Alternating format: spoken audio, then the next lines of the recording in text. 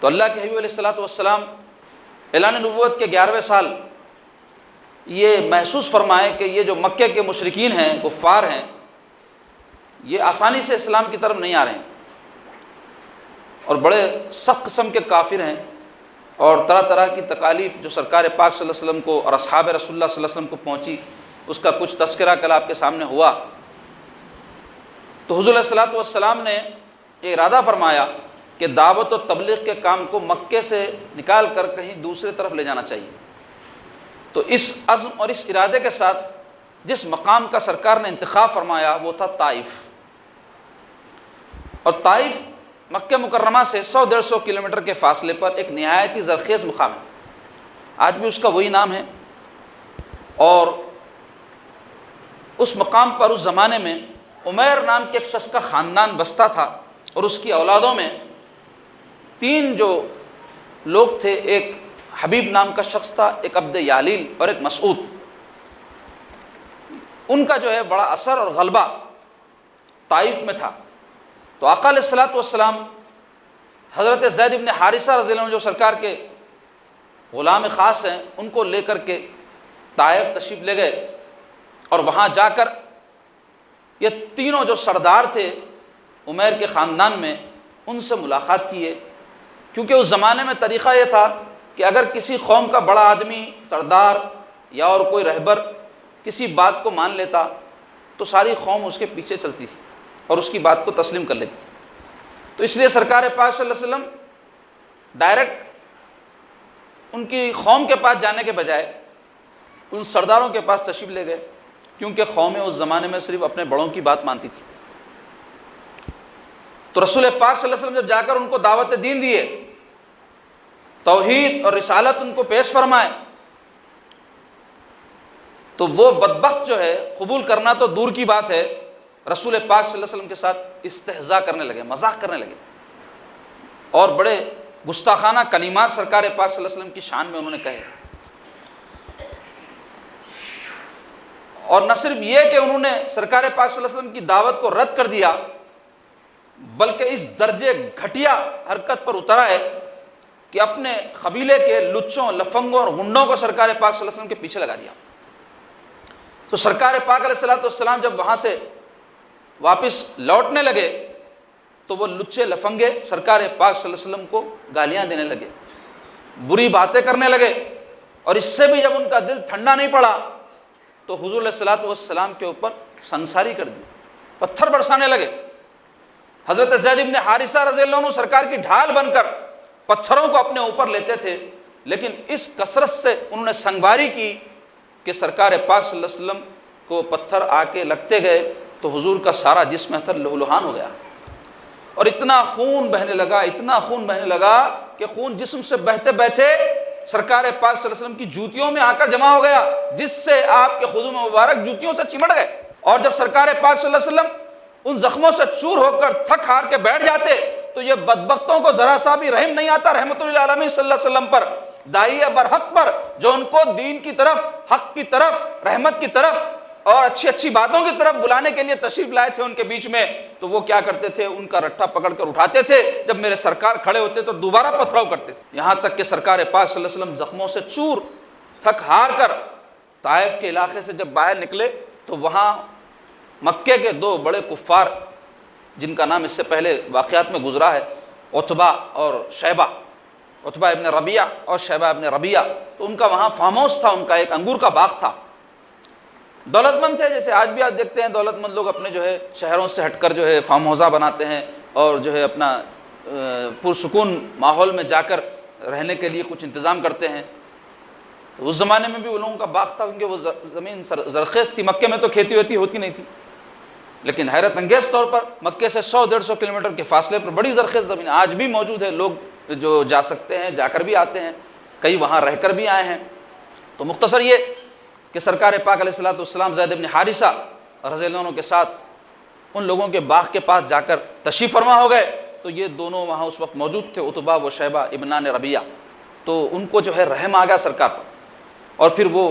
مکے کے تھے اور سرکار پاک صلی اللہ علیہ وسلم مکے تھے، قریشی تھے وہ لوگ بھی، سرکار بھی قریشی تھے، تو ان کی حمیت جو ہے جاگ اٹھی، وہ اپنے غلام جس کا نام عداس تھا اس کو بلا کر اپنے باغ میں سے کچھ انگور کی خوشے سرکار پاک صلی اللہ علیہ وسلم کی خدمت میں بھیجائے۔ حضور پاک صلی اللہ علیہ وسلم اپنے کپ کپاتے ہوئے دست اقدس سے، بھوک کی شدت بہت تھی، اور سرکار جو ہے وہ خوشہ اٹھا کر بسم اللہ الرحمن الرحیم کہہ کر اس کو تناول فرمانا شروع کرے۔ تو عداس جو غلام وہ لے کر آیا تھا، حضور پاک صلی اللہ علیہ وسلم کی زبان مبارک سے ایسے کلمات سن کر عرض گزار ہوا کہ ہمارے یہاں کے لوگ تو ایسے کلمات نہیں کہتے، بسم اللہ الرحمن الرحیم وہ سنا نہیں تھا آج تک، حالانکہ عربی زبان جانتا تھا، لیکن یہ کلمات سن کر جو ہے کہنے لگا ہمارے یہاں کے لوگ تو ایسے کلمات نہیں کہتے۔ تو سرکار پاک صلی اللہ علیہ وسلم اس سے پوچھے کہ تم کہاں کے رہنے والے ہو؟ تو کہنے لگا کہ میں نینوا کا رہنے والا ہوں، مقام کا نام۔ تو سرکار پاک صلی اللہ علیہ وسلم فرمایا اچھا، یونس بن متہ کی سرزمین کے رہنے والے ہو؟ تو وہ حیران رہ گیا، شزدر رہ گیا، اور کہنے لگا یونس بن متہ کو آپ کیسے پہچانتے ہیں؟ تو وہ عرض گزار ہوا کہ آپ کیسے واقف ہیں یونس بن متہ سے؟ تو حضور علیہ الصلوۃ والسلام ارشاد فرمائے کہ میں ان کو اس لیے پہچانتا ہوں کہ وہ اللہ کے نبی ہیں، میں بھی اللہ کا نبی ہوں۔ جیسے ہی یہ بات وہ سنا تو سرکار پاک صلی اللہ علیہ وسلم کے دستہ اقدس کو، خدوم مبارک کو چوم کر سرکار کا کلمہ پڑھ کے مسلمان ہو گیا۔ پھر وہاں سے رسول پاک صلی اللہ علیہ وسلم نکلے تو مقام نخلا، ایک مقام ہے مکے اور طائف کے بیچ میں، وہاں تہجد کی نماز میں حضور علیہ الصلوۃ والسلام قرآن مجید بآواز بلند پڑھنے لگے تو وہاں سے جنات کی ایک جماعت گزر رہی تھی۔ سرکار پاک صلی اللہ علیہ وسلم کی تلاوت کو سن کر، اللہ کے حبیب کی تلاوت کو سن کر وہ لوگ نیچے آئے، حضور علیہ الصلوۃ والسلام کے دست حق پرست پر اسلام قبول کر لی، اور جا کر کے پھر اپنے قوم میں، اپنے قبیلوں میں سرکار پاک صلی اللہ علیہ وسلم کے پیغام کو پہنچائے۔ وہاں جنات جو ہے جا کر پھر بعد میں سرکار جب مکے میں واپس تشریف لائے تو بہت بڑی تعداد جنات کی آ کر سرکار پاک صلی اللہ علیہ وسلم کے پاس اسلام قبول کی، جس کا ذکر سورہ جن میں 29ویں پارے میں اللہ تبارک و تعالیٰ بیان فرمائے۔ تو وہاں سے پھر آگے سرکار پاک صلی اللہ علیہ وسلم قرن الثعلب ایک مقام ہے، وہاں پہنچے مکہ لوٹتے ہوئے، تو اس مقام پر ایک بادل چھا گیا اور اس میں جبرائیل علیہ السلام حاضر خدمت ہوئے اور بارگاہ رسالت مآب میں عرض گزار ہوئے کہ یا رسول اللہ، اللہ تعالیٰ نے آپ کی تبلیغ اور دعوت کو دیکھا، آپ کی قوم کو پیغام پہنچانا دیکھا، اور آپ کی قوم کا جواب بھی اللہ نے سن لیا۔ اب اللہ نے یہ 2 فرشتوں کو آپ کی خدمت میں بھیجا ہے، تو پہاڑوں کی خدمت پہ مامور ہے، اب آپ کے حکم کے منتظر ہیں کہ آپ اپنی قوم کے لیے جو چاہے فیصلہ فرما دیں۔ تو پھر وہ جو پہاڑوں پر مقررہ متعینہ فرشتے تھے وہ عرض گزار ہوئے، ایسے ہی جیسے جبرائیل علیہ السلام عرض گزار ہوئے، تو یہ ان کی بات سن کر پھر وہ سرکار جو ہے ان کو جو جواب دیے، اس سے پہلے وہ لوگ کہنے لگے کہ اگر آپ حکم دیں تو 2 پہاڑ، ابو قبیس جو مکہ مکرمہ میں،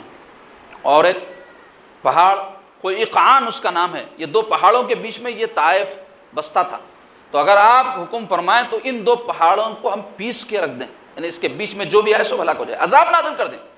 تو میرے آقا ارشاد فرمائے نہیں نہیں نہیں نہیں، میں جو ہے لوگوں کو ہلاک کرنے کے لیے نہیں آیا ہوں، میں رحمت بنا کر بھیجا گیا ہوں۔ ارے آج یہ اسلام قبول نہ کرے تو مجھے یقین ہے کہ ان کی آنے والی نسلیں اسلام قبول کر لیں گی، اور خدا کی قسم آپ دیکھ لو میرے سرکار پاک صلی اللہ علیہ وسلم کی بات کیسی سچی ہو کر رہی کہ 1400 سال کا عرصہ گزر گیا، وہ سرزمین پر جو ہے اسلام کا اللہ نے کیسا بول بالا کر دیا۔ مقدس وہ سرزمین حجاز کی، جس میں آگے چل کر کے سارے کا سارا علاقہ جو ہے دولت اسلام سے سرفراز ہو گیا۔ سرکار پاک صلی اللہ علیہ وسلم کی نگاہ نبوت کا یہ معجزہ تھا کہ حضور علیہ الصلوۃ والسلام دیکھ رہے تھے کہ آگے چل کر کیا ہونے والا ہے۔ پھر وہاں سے تشریف لائے، اور یہ طائف کا واقعہ کوئی معمولی واقعہ نہیں ہے۔ ایک مرتبہ سیدہ عائشہ صدیقہ رضی اللہ تعالیٰ عنہ سرکار پاک صلی اللہ علیہ وسلم سے پوچھی کہ یا رسول اللہ، احد کا دن تو بڑا سخت دن تھا، اس میں بہت تکلیف پہنچی تھی، رسول اللہ صلی اللہ علیہ وسلم کے دندان مبارک شہید ہوئے تھے اور بہت سارے صحابہ شہید ہوئے تھے، تو اس دن سے بھی کیا کوئی سخت دن آپ پر گزرا یا رسول اللہ؟ تو میرے آقا علیہ الصلوۃ والسلام ارشاد فرمائے عائشہ، طائف کا دن میرے لیے احد سے بھی زیادہ سخت ترین دن تھا، کہ اس دن میں نے اپنی قوم کو دین کی دعوت دی، انہوں نے قبول تو نہیں کیا لیکن میرے ساتھ ایسا ایسا معاملہ کیا، جو کچھ گزرا تھا سرکار پاک صلی اللہ علیہ وسلم اس کو بیان فرمائے۔ غور کرو میرے آقا علیہ الصلوۃ والسلام کی کیا عظمت، کیا شان ہے، اور کیسے آپ کے دل میں لوگوں کی اصلاح اور ان کو راہ راست پر لانے کی تڑپ تھی، کہ جس کی خاطر آپ پتھر جو ہے دشمنوں کے برداشت کیے، خون میں لہو لہان ہو گئے، اور کیسی اذیتیں اور تکلیف سرکار پاک صلی اللہ علیہ وسلم نے برداشت فرمائی۔